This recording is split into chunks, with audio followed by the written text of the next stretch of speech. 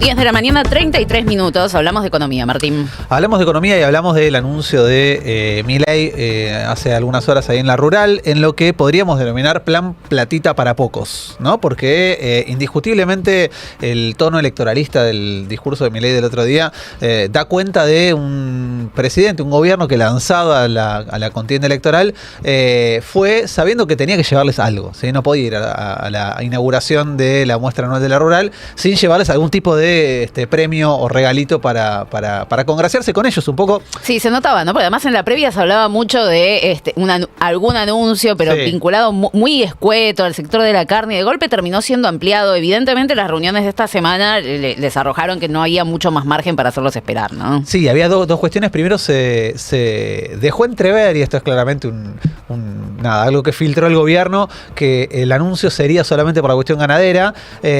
¿Para qué? Y entiendo yo, para que cuando luego el anuncio es un poco más, el sector se quede más contento. Es por una lectura, la primera lectura que hago yo. Pero hubo dos anuncios casi en simultáneo, ¿sí? Al principio del programa veíamos cómo la sociedad rural celebra la condena de Cristina, como si eso tuviese un rédito económico para el sector. Yo creo que un poco hay de eso, ¿no? Un sector que se enfrentó a Cristina allá en el contexto de la 125 ve la condena por una causa inventada como una especie de triunfo histórico a esa demanda. Pero Milei salió con dos cuestiones que van claramente conectadas, ¿sí? De un programa económico muy, para mí, cada día más elocuente. Primero dijo algo respecto a las jubilaciones y en muy poco tiempo después anunció las medidas para el campo. Entonces escuchemos primero lo que decía Milei en este ámbito sobre el tema jubilaciones y después qué dijo sobre las retenciones. Para proteger el superávit fiscal, que es el ancla que nos está llevando al futuro, vamos a vetar estas leyes que lo que buscan es llevar el país a la bancarrota y a la pobreza. Bueno, el déficit no se negocia, pero claro, el déficit no se negocia cuando implica algún tipo de beneficio para los sectores más golpeados por la motosierra y la licuadora, ¿no? Jubilados, docentes, son los sectores que vienen poniéndole el pecho o poniendo la espalda para que el dibujo del superávit cierre. Y entonces llama la atención, ¿sí? esta idea de que no hay plata para algo, pero sí hay plata para otra cosa, cuando pocos minutos después anunciaba una serie de medidas vinculadas con las retenciones que vamos a escuchar y después vamos a desmenuzar un poquito. Por eso quiero aprovechar este día para hacer un anuncio importante sobre este gran flagelo que nunca debió haber existido. Desde hoy, las retenciones a la carne aviar y vacuna se reducirán del 6,75 a 5%. Las retenciones al maíz de 12 a 9,5. Las retenciones al sorgo de 12 a 9,5. Las retenciones de girasol de 7,5 al 5,5 y 4. Y también las retenciones a las hojas del 33 al 26 y a los subproductos de soja de 31 a 24,5. Bueno, anuncios que obviamente van más allá de lo que se rumoreaba en las horas previas, no es solamente a la ganadería, porque aparte hubiese sido un anuncio muy, muy chiquitito, ¿no? Sí. Digo, pensemos que la carne aviar y la carne vacuna tenía una alícuota de retenciones del 6,75%, aún si se eliminaba por completo la retención al sector al sector ganadero. No hubiese tenido un impacto fuerte, sobre todo pensando en que hoy por hoy la incidencia más fuerte de las exportaciones argentinas no tiene que ver con la ganadería, sino sobre todo con los derivados de soja. Bueno, repasemos un poco los datos. Lo tenemos ahí en una placa de Juan Pablo Marino, que cuenta cómo en cada caso se modificaron alícuotas, no en un número muy significativo, y esto vale la pena decirlo, ¿sí? Los derechos de exportación de soja bajan del 33 al 26. En el caso de los subproductos de soja, esto es los que tienen algún tipo de tratamiento, aceite de soja, por ejemplo, harina de soja, estaban en el 31, bajan al 24,5. Maíz bajan del 12 al 9,5, sorgo del 12 al 9,5, girasol del 7,5 al 5,5, como decíamos recién, carne aviar y vacuna del 6,75 al 5%. Alguien decía por ahí, pero esto no es muy distinto de lo que el propio gobierno había anunciado a comienzos de año para esta primera parte del año. No es muy distinto porque es exactamente lo mismo, ¿sí? Lo que anuncia el gobierno con una especie de gesto muy fuerte hacia el campo no es ni más ni menos que lo que había propuesto como un escenario temporal de baja de retenciones hasta fin de junio. Bueno, ahora se normaliza y volvemos a tener un esquema como el que teníamos hasta fin del mes pasado.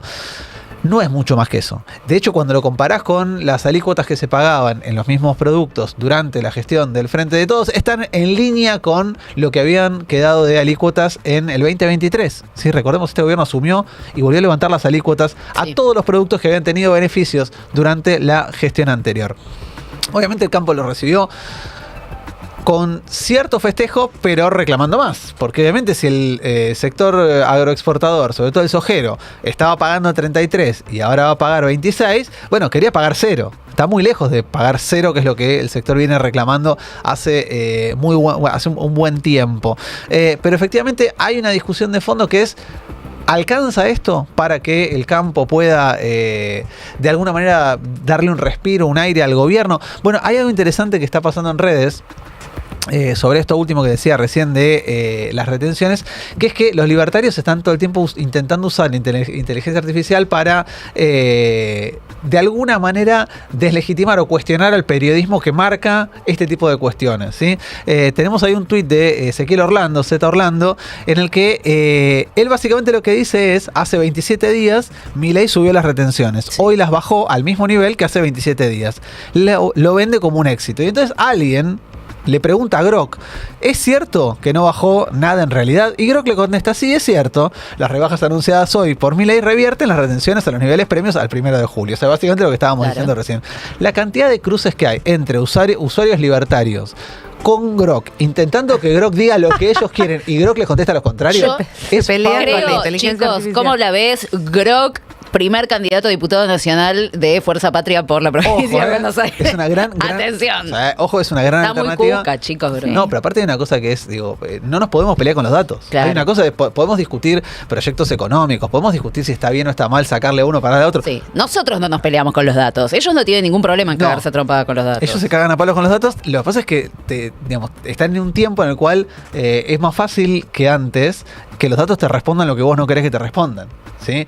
En ese sentido también vale la pena pensar cuál es el costo. Es como cuando hablaban, decía, estas cosas ya sucedieron, ¿no? Te anuncio una rebaja que en realidad no es rebaja, porque volvemos a los mismos valores que teníamos hacía 26 días, que fue cuando lo anunció, 26 y volvíamos a fines de junio.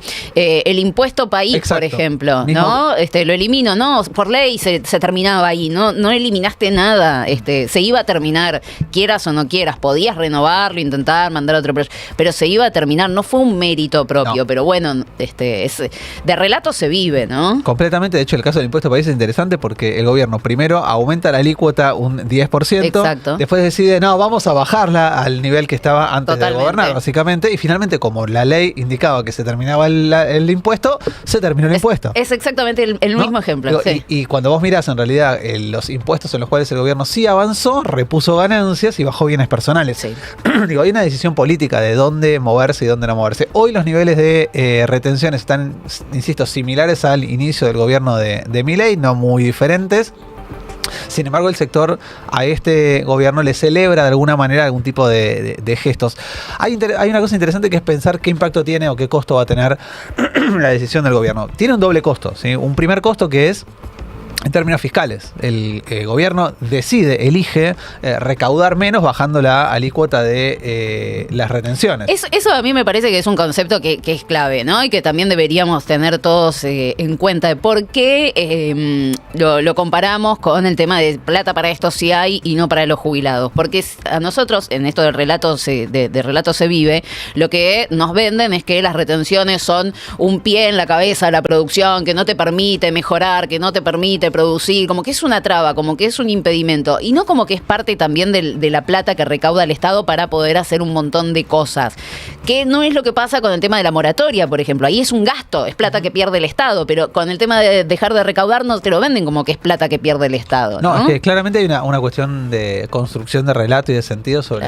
la idea de que el Estado tiene como una especie de postura objetiva frente a ciertas discusiones y no la tiene, ¿sí? Si vos decidís que las retenciones bajen del 33 al 30, estás decidiendo como Estado dejar de recaudar ese 3%, claro, y hacer una transferencia directa de esa recaudación que vas a dejar de cobrar a los sectores que pagaban ese impuesto. Lo mismo ocurre si vos decidís, no sé, que ganancias, en lugar de pagar un 5%, pagas un 3%. ¿Sí? Si pagas menos ganancias, ese diferencial es un dinero que el Estado deja de percibir. Claro, alguien puede decir, ¿pero esto significa déficit fiscal? Sí, claro. Esto significa que parte de lo que vos tenías pensado recaudar por retenciones no lo vas a poder recaudar por retención. Y además es lo que siempre dice Rinconet, ¿no?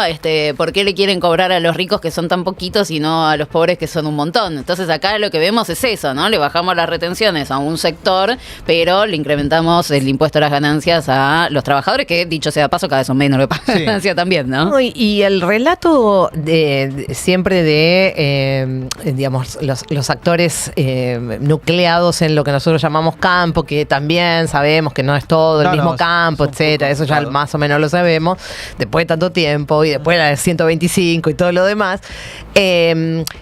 Esta idea de que si se dinamiza, digamos, esta parte, digamos, de la economía que vendría a ser el campo, eso derrama de alguna manera y dinamiza la economía, cuando sabemos que no es así, que el campo cada vez emplea menos gente por la tecnología que se utiliza, y que eso tampoco repercute, digamos, en el ecosistema digamos, de los pueblos, en donde los pueblos ganaderos, en los pueblos donde el agro, digamos, es muy fuerte, porque no funciona así. Porque hay cada vez menos gente, digamos, laburando en esos lugares. De hecho, hay algo fundamental para entender, que es que lo que se está haciendo es bajar la alícuota de retenciones al sector exportador, ¿sí? Los que ven este beneficio son los que están vinculados al negocio exportador. Y cuando vos vas aguas arriba, y esto es a los productores, esto no les beneficia para prácticamente nada. En términos de impacto económico, las retenciones que se dejan de cobrar para el año, para la cosecha 25-26, representan porque hay que ver en cuánto se mueve el tipo de cambio de acá a fines del año que viene, 1.200 y 1.400 millones de dólares. Esto quiere decir alrededor de un 0,2% del PBI. Bueno, el cálculo que se hacía para el costo de los haberes de jubilados, la mejora de los haberes jubilados, es 0,4. O sea, estás entregando 0,2 del PBI al sector agroexportador, pero vas a decidir vetar un 0,4. Claro. O sea, te estás entregando la mitad de lo que te permitiría mejorarle la vida a millones de personas que son jubilados y jubiladas de la mínima. Y ese es un dato que para mí es importante poner de relieve. Hay una decisión política, ¿sí? Le voy a sacar esto a este sector y se lo voy a dar a este otro sector. Hay un gesto político muy, muy, muy claro, muy marcado. En un contexto, además, en el que el modelo económico es un modelo económico que tiende a la primarización de la economía y a la sustitución de importaciones en el sentido contrario. Nosotros tuvimos una época en la cual se sustituían importaciones fabricándolas en Argentina. Bueno, ahora estamos reemplazando, estamos sustituyendo producción local por importaciones. Veamos este gráfico que tenemos ahí, que desde mi punto de vista es muy elocuente de la variación de importaciones respecto al PBI, para ver en qué niveles estamos, ¿sí? La gráfica arranca en 1850, ¿sí? Arranca en 1854 en realidad, y tiene como último dato 2024, que es el año pasado. El nivel de importación respecto al PBI es comparable con ese ciclo que se corta en los primeros años del siglo XX. Hasta ahí hay que irse para ver la relación entre importaciones respecto al PBI. Lo trajimos acá un montón de veces con casos como el de Lumilagro o el de distintas empresas que dejan de producir en la Argentina y empiezan a importar bienes finales. ¿Por qué? Bueno, porque no es rentable hoy producir en la Argentina en términos industriales y es más rentable importar. Esto recién está empezando, ¿sí? Porque esta es la cuestión particular. No es que una situación excepcional tuviste que importar porque tuviste, no sé, un problema de producción que hizo que tuvieses que reemplazar producción local por importación. Esta es una tendencia que, si se sostiene, va a terminar por estallar. ¿Quién nos dice esto? ¿O quién lo plantea de manera muy clara? Un economista que es premio Nobel, ¿no? Como quiso ser Milei y nunca llegó. Dale tiempo. Démosle tiempo. Como es Stiglitz, ¿sí? Joseph Stiglitz, un economista muy reconocido, que además tuvo una mirada muy particular sobre lo que pasó en la Argentina en el último ciclo histórico. Bueno, escuchémoslo. Está el audio en inglés y una traducción encima, pero es 1 minutito y medio. Escuchemos lo que dice Stiglitz sobre la situación argentina. en donde no había deuda y luego cuando se fue hubo una crisis de deuda. Entonces fue un muy mal manejo de mercados abiertos que les llevó a la actual crisis. Y lo que acaba de ocurrir bajo Milei, eso engrandece y agrava el problema. No pudieron pagar el préstamo de 44.000 millones y ahora el Fondo Monetario Internacional les presta otros 20.000 millones de dólares que tampoco serán capaces de pagar. Entonces las personas podrán decir, miren, la inflación en Argentina sí se ha reducido. Claro, se ha reducido. ¿Por qué? Porque han sido capaces de usar estos 20.000 millones de dólares para mantener la tasa de cambio estable sin que esta nuevamente se caiga, y esto ha jugado un gran rol en poder reducir la tasa de inflación. Pero el país no es viable ahora con más de 56.000 millones de dólares en deuda. No podrán pagar esto. Y realmente esto agrava todo. Y seguramente en unos años veremos otra crisis. Así que aunque las cifras ahorita se ven bien en términos de la tasa de inflación, pero si analizamos en dónde está Argentina, pues está a puertas de otra crisis. Bueno, clarito, ¿no? Lo que dice Stiglitz. Primero me llama la atención el número del que habla, ¿no? Habla de 56.000 millones, que es más o menos lo que pagó Caputo. Caputo dice que pagó, pero que en realidad más que lo pagó es lo que tomó de deuda. Capaz que no entendió bien cómo era. No entró al home banking todavía, claro. no vio reflejado el pago. Capaz que no entendió muy bien cómo era la entrada y la salida de los dólares. Pero bueno, Stiglitz básicamente está diciendo lo que ya sabemos, que es que el primer desembolso con el gobierno de Macri era delirante, era extraordinario, era impagable, y sobre ese primer desembolso de los 45.000 millones se suman ahora unos 20.000 millones que pide el gobierno de Milei, y él lo que dice es tan claro como lo siguiente: esto termina mal porque no hay forma de repagar esto que pide Argentina. Esto termina mal porque el atraso del tipo de cambio es lo que le permite bajar la inflación, y cuando esto se desarme vas a tener otra espiral inflacionaria en algún momento, y esto termina con una nueva crisis de deuda. Les recomiendo como cierre solamente una nota que publicó Alfredo Zayat este fin de semana respecto a esto, ¿sí? Que es qué hacer con el préstamo del Fondo Monetario, y esta es parte de la discusión que se está dando en distintos sectores de la oposición, en particular dentro del peronismo, a la hora de plantear una discusión seria respecto a cómo hacer para lidiar con la dinámica de la deuda heredada por Macri y Milei para negociar y pagar lo que corresponde pagar. Y esto es básicamente hasta el límite de nuestra cuota con el Fondo Monetario nos comprometemos y pagamos. La cuenta que se hace el día de hoy es de unos 19.000 millones de dólares, sobre todo lo que se pidió, lo de Macri y lo de Milei. La diferencia, a pelearla a organismos internacionales. El organismo que se piensa como mesa de negociación para esa discusión en el futuro es el Club de París, ¿sí? Club de París, que tiene un montón de experiencia en negociaciones y en litigios por deudas complejas y difíciles de pagar. Es el escenario en el cual estos pensadores, estos economistas del peronismo están planteando la posibilidad de discutir a fondo esa deuda, sobre todo porque se entiende la deuda esa es el ancla para cualquier proyecto político hacia adelante. Claro, entonces, si no resolves esa deuda y no la ordenás de manera sensata, estable y pagable, vas a tener nuevamente el conflicto que tuviste con el Frente de Todos. Pero además no es solamente porque es una deuda impagable, absurda, ridícula la que se ha tomado, sino porque cuando vos tomás deuda, se toma cumpliendo determinadas condiciones. Totalmente. No podés pedir plata, la cantidad de plata que se te cante. Hay un montón de variables que inciden en la determinación de cuánta deuda le corresponde a cada uno de los países. Básicamente porque depende de cuál es la cantidad de plata que cada uno de estos países pueda pagar. Y de ahí sale ese monto que dice Martín, que plantea el peronismo.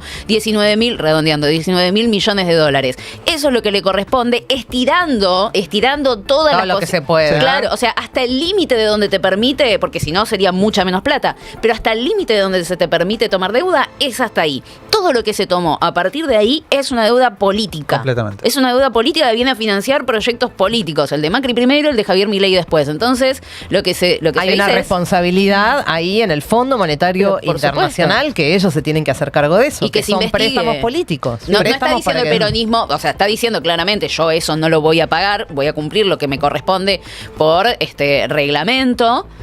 El resto lo sometemos a investigación, Claro. que es que se analice. Tampoco es que se está diciendo voy a agarrar el pagaré, lo prendo fuego y me hago el desentendido. Que se analice. Cada uno presenta los argumentos que consideran pertinentes. En el peronismo entiendo que consideran que tienen unos muy sólidos y se vinieron manifestando durante todo este tiempo. La falta de consenso político, bueno, el exceder claramente los límites que tiene la Argentina y que se determine si efectivamente hay que pagarlo o no. Porque ya 20.000 millones es un montón de guita. Sí, pero por eso hay una cuestión de fondo que es la fundamental. Primero, ya se intentó con la idea de, bueno, hagámonos cargo de toda la deuda y refinanciémosla. Salió muy mal, sí, salió muy mal porque reconociendo, legitimando o dándole continuidad a la deuda de Macri, llegamos a donde llegamos, que es sosteniendo esa deuda. Entonces me parece que la estrategia es interesante plantearla desde el vamos. ¿Sí? El peronismo dijo cuando Milei anunció el acuerdo con el fondo, nosotros no vamos a acompañar y a legitimar esto, nosotros vamos a decir esto no corresponde, hasta este monto sí, porque es lo que al Estado le compete,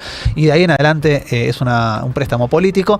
Me parece que es interesante, pues parte de la discusión que se va a venir en no mucho tiempo. Y que debería estar, discusión que no se tuvo en 2019 y que me parece que fue lo que planteó estas dificultades para ponerse de acuerdo dentro del propio peronismo, ¿no? Completamente. Fue una discusión muy parteaguas dentro del peronismo, no logró consenso. Yo tengo la sensación de que el peronismo está proyectando hacia adelante una discusión mucho más potente respecto a el desconocimiento de la parte política de la deuda con el fondo. Sí, y volvemos siempre a lo mismo, ¿no? El título, el nombre, Fuerza Patria, tiene mucho que ver con esto. Me parece que ahora esta discusión forma parte de la campaña. Sí. A diferencia de lo que fue en otro momento, como que llegaste al gobierno y te encontraste con la deuda. Bienvenida a la discusión. Sí, ¿no? Esta discusión forma parte de la campaña, por lo menos en los discursos de este fin de semana, de Cristina, de Máximo. Está completamente todo centrado en la deuda con el Fondo Monetario Internacional, los condicionamientos y, bueno, lo que quedó muy de manifiesto por lo que dijo Cristalina, yo lo llevo en su momento, por lo que dijo Peter Lamelas, el embajador designado por Trump aquí en Argentina. Esta es plata política que viene a bancar directamente este tipo de proyectos. Ojalá tengan suerte en esta cruzada. Muchas gracias, Martín, por este recorrido. 5 minutos nos están separando de las 11 de la mañana hasta las 12. Seguimos en vivo haciendo Portate Bien.